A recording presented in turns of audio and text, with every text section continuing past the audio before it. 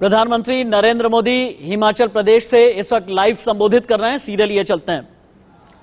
2 दिन पहले मैं उज्जैन में महाकाल की नगरी में था और आज मणि महेश के सानिध्य में आया हूं।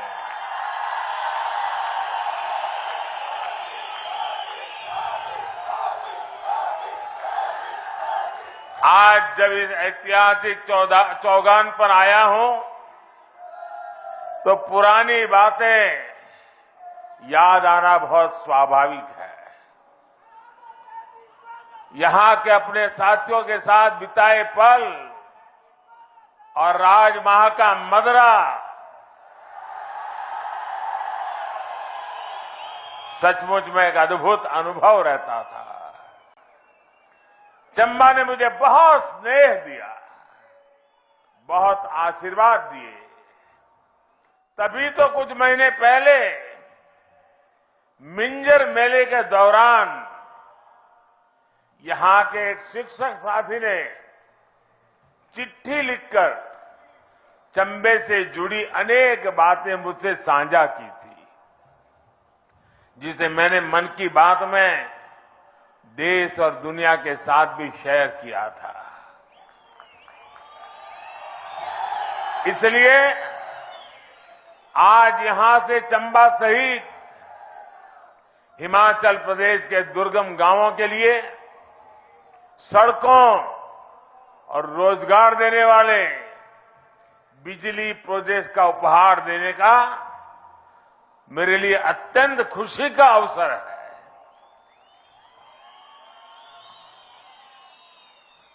जब मैं यहां आपके बीच में रहता तो कहा करता था कि हमें कभी न कभी उस बात को मिटाना होगा जो कहता है कि पहाड़ का पानी और पहाड़ की जवानी पहाड़ के काम नहीं आती। आज हमने उस बात को बदल दिया है। अब यहां का पानी भी आपको काम आएगा और यहां की जवानी भी जी जान से अपने विकास की यात्रा को आगे बढ़ाएगी। आपका जीवन आसान बनाने वाले इन सारे प्रोजेक्ट्स के लिए आपको बहुत बहुत बधाई। भाई और बहनों, कुछ समय पहले ही भारत ने अपनी आजादी के 75 साल पूरे किए हैं। इस समय हम जिस पड़ाव पर खड़े हैं, ये पड़ाव विकास की दृष्टि से बहुत महत्वपूर्ण है, क्योंकि यहीं से एक ऐसी छलांग हमें लगानी है जिसका शायद पहले कोई कल्पना तक नहीं कर सकता था। भारत की आजादी का अमृतकाल शुरू हो चुका है, जिसमें हमें विकसित भारत का संकल्प पूरा करना है। एक एक हिंदुस्तानी का संकल्प अब पूरा करके रहना है।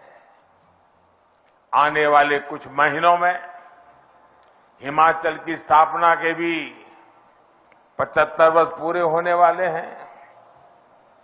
यानी जब देश की आजादी के 100 साल होंगे तो हिमाचल भी अपनी स्थापना के 100 वर्ष पूरे कर रहा होगा।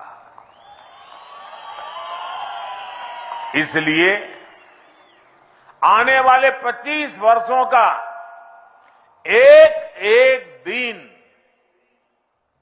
एक एक पल हम सबके लिए, सभी देशवासियों के लिए और हिमाचल के लोगों के लिए विशेष रूप से बहुत महत्वपूर्ण है। साथियों, आज जब हम बीते दशकों की तरफ मुड़कर देखते हैं तो हमारा अनुभव क्या कह रहा है? हमने यहां शांता जी को, धूमल जी को अपनी जिंदगी खपाते देखा है। उनके मुख्यमंत्री काल के वो दिन थे जब हिमाचल के लिए हर छोटी चीज के लिए, हिमाचल के अधिकार के लिए भारतीय जनता पार्टी के नेताओं को, कार्यकर्ताओं को लेकर के दिल्ली में जाकर के गुहार लगानी पड़ती थी, आंदोलन करने पड़ते थे। कभी बिजली का हक, कभी पानी का हक, तो कभी विकास में हक मिले, भागीदारी मिले। लेकिन तब दिल्ली में सुनवाई नहीं होती थी। हिमाचल की मांगे, हिमाचल की फाइलें भटकती रहती थी। इसलिए चंबा जैसे प्राकृतिक, सांस्कृतिक और आस्था के इतने समृद्ध क्षेत्र विकास की दौड़ में पीछे रह गए। 75 साल बाद मुझे एक एस्पिरेशनल डिस्ट्रिक्ट के रूप में उस पर स्पेशल ध्यान केंद्रित करना पड़ा, क्योंकि मैं इसके सामर्थ्य से परिचित था। दोस्तों,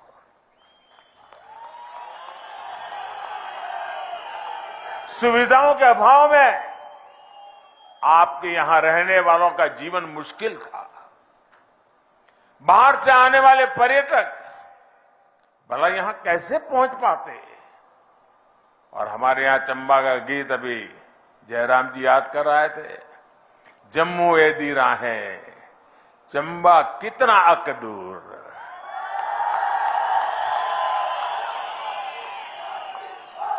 ये उस स्थिति को बताने के लिए काफी है।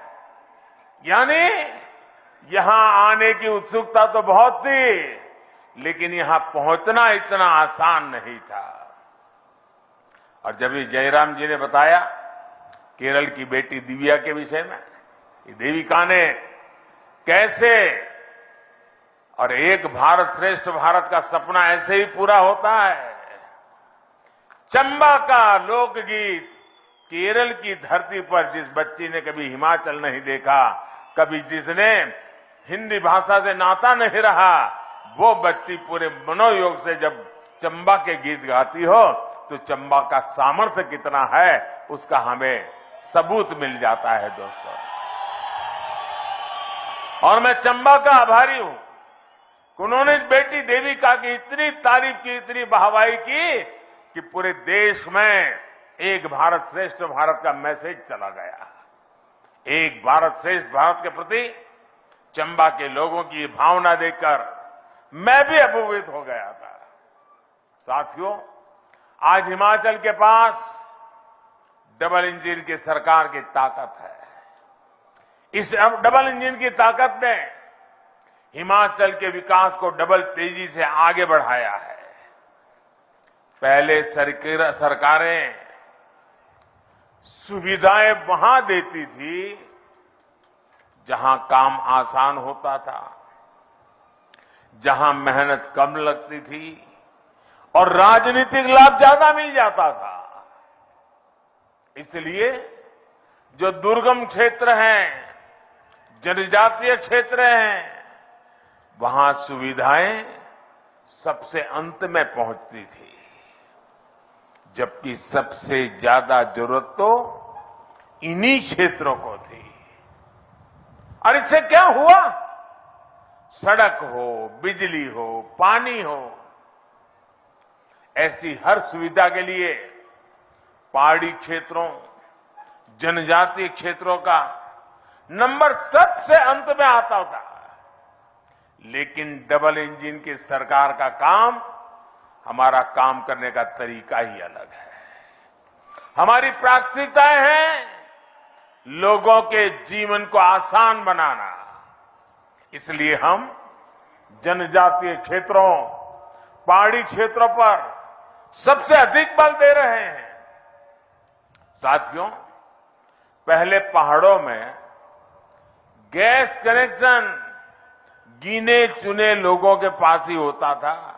मुझे याद है हमारे धूमल जी जब मुख्यमंत्री थे तो घरों में बिजली का चूल्हा कैसे पहुंचाऊं, इसलिए रात भर सोचते रहते थे, योजनाएं बनाते थे। उन समस्याओं का समाधान हमने आकर के कर दिया दोस्तों। लेकिन डबल इंजन की सरकार ने इसे घर घर पहुंचा दिया। पानी के नल जिनको घरों में होते थे, उनके लिए तो ये माना जाता था कि बड़े रहीशी लोग होंगे, इनकी राजनीतिक पहुंच होगी, पैसे भी बहुत होंगे, इसलिए घर तक नल आया है। वो जमाना था। लेकिन आज देखिए, हर घर जल अभियान के तहत हिमाचल में सबसे पहले चंबा, लाहौल स्पीति और किन्नौर में ही 100% नल से जल कवरेज हुआ है। इन्हीं जिलों के लिए पहले की सरकारें कहती थी कि दुर्गम है, इसलिए विकास नहीं हो पाता। ये सिर्फ पानी पहुंचाया, बहनों को सुविधा मिली, इतने तक सीमित नहीं है, बल्कि शुद्ध पेयजल से नवजात बच्चों का जीवन भी बच रहा है। इसी प्रकार गर्भवती बहनें हो या छोटे छोटे बच्चे, इनके टीकाकरण के लिए कितनी मुश्किलें पहले होती थी। आज गांव के स्वास्थ्य केंद्र में ही हर प्रकार के टीके उपलब्ध है। आशा और आंगनवाड़ी से जुड़ी बहनें घर घर जाकर सुविधाएं दे रही है। गर्भवती माताओं को मातृ वंदना योजना के तहत हजारों रुपए दिए जा रहे हैं। आज आयुष्मान भारत योजना के तहत 5 लाख रुपए का मुफ्त इलाज मिल रहा है। इस योजना के सबसे बड़े लाभार्थी भी वही लोग हैं जो कभी अस्पताल तक नहीं जा पाते थे। और हमारी माताएं बहनें, कितनी भी गंभीर बीमारी हो, कितनी पीड़ा होती हो, घर में पता तक नहीं चलने देती थी कि मैं बीमार हूं। घर के सब लोगों के लिए जितनी सेवा कर सकती थी वो निरंतर करती थी। उसके मन में एक बोझ रहता था कि अगर बच्चों को, परिवार को पता चल जाएगा कि मेरी बीमारी है, तो वो मुझे अस्पताल में ले जाएंगे।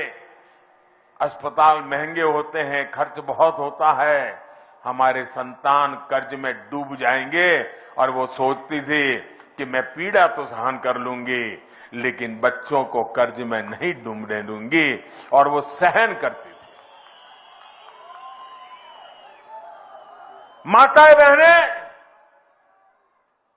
आपका ये दर्द, आपका ये पीड़ा,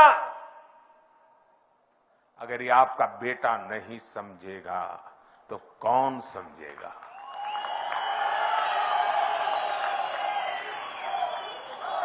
और इसलिए आयुष्मान भारत योजना के तहत 5 लाख रुपए तक परिवारों को मुफ्त में आरोग्य की व्यवस्था मिले, इसका प्रबंध कर दिया। भाइयों, साथियों, सड़कों के अभाव में तो इस क्षेत्र में पढ़ाई भी मुश्किल थी। अनेक बेटियों को तो स्कूल इसलिए छुड़वा दिया जाता था क्योंकि दूर पैदल जाना पड़ता था। इसलिए आज एक तरह हम गांव के पास ही अच्छी डिस्पेंसरी बना रहे हैं, वेलनेस सेंटर बना रहे हैं, तो वहीं पर जिले में मेडिकल कॉलेज भी खोल रहे हैं। सर, जब हम वैक्सीनेशन का अभियान चला रहे थे तो मेरे दिल में साफ था कि हिमाचल में टूरिज्म को कोई रुकावट ना आए, इसलिए सबसे पहले हिमाचल का वैक्सीनेशन का काम तेजी से बढ़ाना चाहिए।